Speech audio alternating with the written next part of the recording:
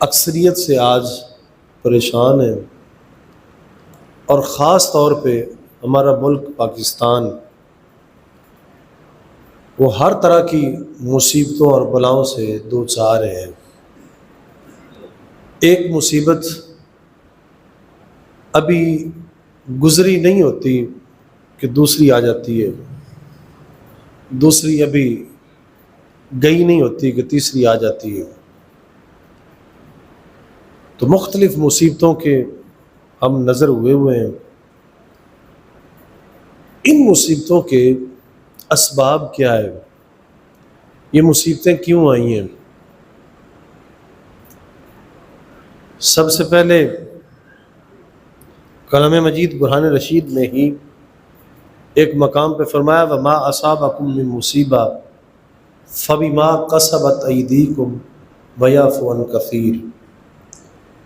فرمایا کہ بہت ساری یہ جو جتنی مصیبتیں تمہارے اوپر آئی ہوئی ہیں یہ تمہارے اپنے ہاتھوں کی کمائی ہے، اور فرمایا اکثر تو ہم تمہیں ویسے معاف کر دیتے ہیں۔ تو آج لمحہ فکریہ یہ ہے کہ ہم جتنے سارے جس مصیبت میں بھی گھرے ہوئے ہیں یہ ہمارے ہاتھوں کی کمائی ہے، ہاتھوں کی کمائی ہے، اور اکثر تو ہمیں اللہ کریم نے معاف فرما دیا ہے۔ کتنی ساری ایسی مصیبتیں پریشانیاں ابھی نہیں آئیں کہ وہ ہمارے رب نے ہمیں معاف فرما دیا ہوا ہے، لیکن جن مصیبتوں میں ہم گھرے ہوئے ہیں تو یاد رکھنا ہوگا، سوچنا ہوگا کہ یہ ان مصیبتوں کے اثرات ہیں جو ابھی ہم نے اپنے ہاتھوں سے کمائے تھے،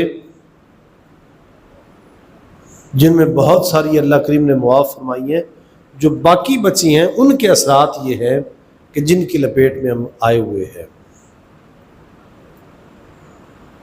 تو موجودہ مصیبتوں کا ایک سبب یہ ہے کہ جو ہم نے برائیاں، بدعمالیاں، غلط کاریاں، مختلف قسموں کے گناہوں میں، ظلم و زیادتیوں میں جو ہم ملوث تھے، ان کی وجہ سے آج یہ مصیبتیں ہیں۔ آج والے اس طوفان اور اس طغیان کا ایک سبب یہ بھی ہے کہ جو ہم نے خود برائیاں کی ہیں، جو ہم نے خود بدیاں اور تقصیریں کی ہیں، ان کی ایک وجہ یہ ہے کہ آج ہم اس لپیٹ میں آئے ہوئے ہیں۔ اس لیے یہ وہ اسباب ہیں جن کی وجہ سے آج ہم یہاں آئے ہیں۔ اب ان مصیبتوں سے نکلنے کے لیے ان سببوں کو دور کرنا ہوگا، ان کا تدارک کرنا ہوگا، ان سے دور ہونا ہوگا۔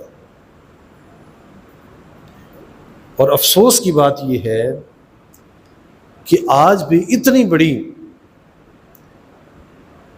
اس قہر و غضب کی اس گرمی میں، شدت میں، ظلم و زیادتیوں کے ان اندھیروں میں اور ان دلدلوں میں گھر کے بھی آج بھی ہم نجات کی طرف نہیں آ رہے۔ یہ سب سے بڑی مصیبت یہ ہے۔